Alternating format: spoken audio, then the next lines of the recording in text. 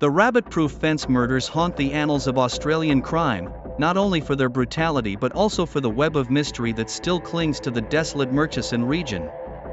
Snowy Reynolds, convicted and executed for the murder of Louis Corbin, took many secrets to his grave. But the questions about James Ryan, George Lloyd, and the lingering threads of Snowy's dark intentions continue to capture the imagination of investigators. The Murchison region, with its scorched sands and wind-blown mulga bush, has always been a harsh place where secrets can disappear as quickly as footprints in the dust. Yet the rabbit-proof fence remains a stark, linear presence cutting through the landscape, a tangible reminder of both human ingenuity and the capacity for destruction. For the locals, the murders have cast a shadow.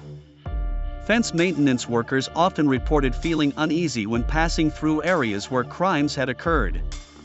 The 183-mile gate, in particular, one person who crossed the boundary recalled in an interview in the 1960s, had a feeling about it. You would come up, and the wind would stop. I never camped there, not once, and I was sure I'd be through before dark. Ghostly sightings, strange noises, and even unexplained fires fueled rumors that the gate was cursed. Whether these stories were mere folklore or expressions of collective guilt, they kept the case alive in the public mind long after Snowy's execution. James Ryan and George Lloyd remain at the heart of the unsolved mystery of the case. Snowy's conflicting statements about their fate have complicated matters, and the lack of physical evidence has made their disappearance as mysterious as the Outback itself. Detective Manning's discovery of 8 fire pits at the remote Charlie Boer camp provided compelling evidence that the men had met a similar fate to Louis Corbin. Shoe holes and pieces of accordion unearthed in the ashes clearly indicated that Ryan and Lloyd's belongings had been burned along with the human remains. However, without DNA analysis, something that would have been impossible in the 1930s, the case against Snowy for the murders remains speculative. Manning suspects that the deaths of Ryan and Lloyd were due to chance. Snowy, in his desperate financial situation, may have seen an opportunity to eliminate them and take Ryan's Dodge utility truck, which he then claimed as his own. But the exact circumstances of their deaths remain elusive. Did Snowy kill them outright? Or was there a confrontation that led to violence?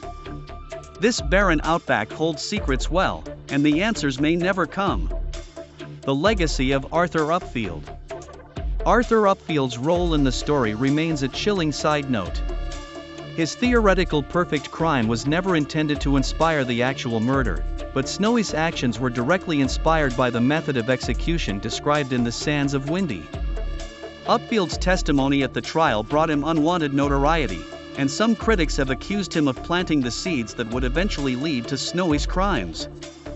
For Upfield, the ordeal was a double-edged sword. The publicity surrounding the trial boosted his novel sales, but the connection to the murders cast a shadow over his career. Inwardly, he struggled with the idea that his creative musings had been twisted into blueprints for murder. Fiction should inspire thought, not evil, he wrote in a letter to a friend years later. If I could undo the events that have overshadowed the Sands of Windy, I would do so in a heartbeat. No story is worth the lives it has cost. Despite his doubts, Upfield continued to write and became one of Australia's most celebrated crime novelists. The rabbit-proof fence murders, however, were a specter from which he could never fully escape. Advances in forensic science have brought a new perspective to cases like this. In the 1930s, investigators relied on rudimentary techniques, intuition, and witness testimony to piece together the events. Modern tools, such as DNA analysis and advanced bone fragment identification, may have definitively linked the remains found at Camp Charlie Boer to James Ryan and George Lloyd. Forensic experts who later examined the case noted that the fire pits where the remains were found would have reached temperatures hot enough to destroy most human tissue but not all physical evidence. The presence of skull fragments, teeth, and shoe material suggests that additional evidence may have been missed during the initial investigation. In 2002, a group of independent researchers proposed excavating the 183-mile gate burial site to apply modern forensic techniques. However, the logistical and cultural sensitivities associated with disturbing the graves of murder victims prevented this effort. The Australian outback itself plays a role in this chilling tale. Its vast, inhospitable landscapes offer both freedom and isolation, making it the perfect setting for crimes that could easily slip through the cracks of history. In the rabbit-proof fence murders, the lack of communications infrastructure allowed Snowy to stay one step ahead of the authorities. The area's sparse population means fewer witnesses, while the harsh environment makes comprehensive evidence collection nearly impossible. Even today, the outback still presents similar dangers. Disappearances are not uncommon, and the isolation can make investigations difficult. But the rabbit-proof fence murders stand out for their chilling combination of premeditation, chance, and the strange way they seem to mirror fiction. Snowy's death closed one chapter of the rabbit-proof fence murders, but his final words left a lasting impression on those who heard them. "I did not kill Louis Corbin," he is said to have said, minutes before the door slammed shut. Whether these words were an attempt to exonerate himself or a calculated attempt to further entangle the story, they added a final twist to a case already rife with ambiguity. His alleged confession to his lawyer, detailing an accidental poisoning and a panicked cover-up, only complicated matters further. Some theorists suggested that Snowy was protecting an accomplice or covering up for someone else entirely. Others believed his statements were simply the desperate ramblings of a convicted felon. The rabbit-proof fence murders have transcended the boundaries of true crime to become part of the cultural fabric of Australia.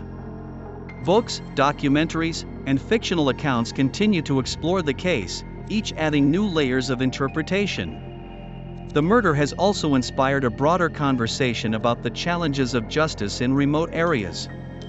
How do you conduct a fair investigation in a place where evidence can be swallowed up by the landscape? How do communities reconcile their need for closure with the inherent uncertainties of life in the bush?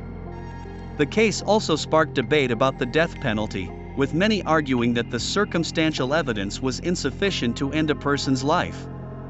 Snowy's execution remains a point of contention in Australia's criminal justice history, a stark reminder of the finality of such a sentence.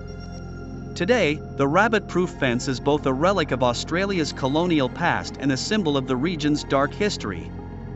Its original purpose, to stop the spread of rabbits across the central farmland, ultimately failed. Yet the fence has survived, repurposed as a barrier against other pests and a historical landmark. For many, the fence represents the harsh realities of life in the outback. It is a reminder of the ingenuity, resilience, and fragility of those who try to tame the wilds of nature. But for those who know its darker stories, it is also a symbol of secrets buried beneath the sand and ash. The rabbit-proof fence murders remain an open wound in Australian history. Although the case has faded from the headlines, its mysteries remain, never fully solved. With each answer uncovered, new questions arise. Who else could have been involved? Could Snowy be responsible for other disappearances? And what would modern forensic science reveal if applied today? The fence stretches endlessly through the outback, its rusted fences and old posts whispering tales of a brutal past. For those who walk along the fence, haunting questions about the murder echo with every step, a reminder that some truths may never be fully uncovered.